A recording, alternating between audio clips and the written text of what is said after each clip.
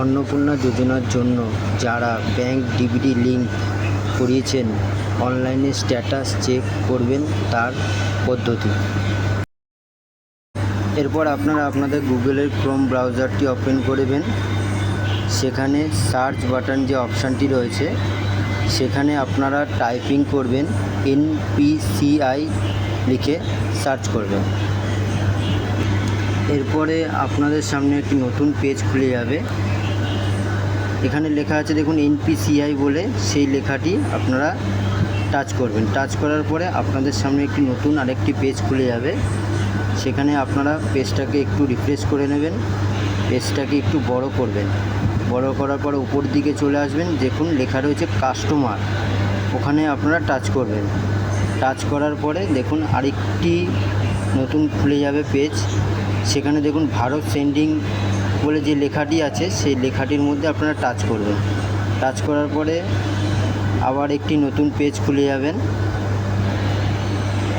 পেজটিকে একটু রিফ্রেশ করবেন। রিফ্রেশ করার পরে পেজটাকে একটু বড় করবেন।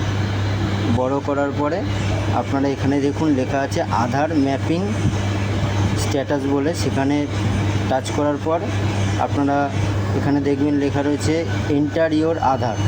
এখানে আপনাদের আধার কার্ড নাম্বারটি আপনারা দেবেন। যেই ব্যক্তির আপনারা ব্যাংকের ডেবিটের লিঙ্ক দেখতে চান সম্পূর্ণ তার আধার কার্ড নাম্বারটি দেবেন।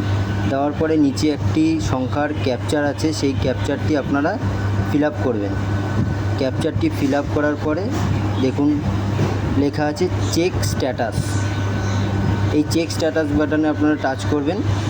আপনাদের যে ফোন নাম্বার দেওয়া রয়েছে সেই ফোন নাম্বারে একটা ওটিপি চলে আসবে। সেই ওটিপিটা আপনারা এখানে টাইপিং করবেন।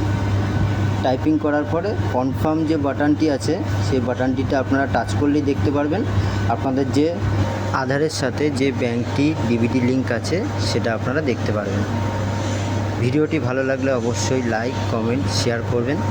সবাইকে নমস্কার, ভালো থাকবেন এবং সুস্থ থাকবেন।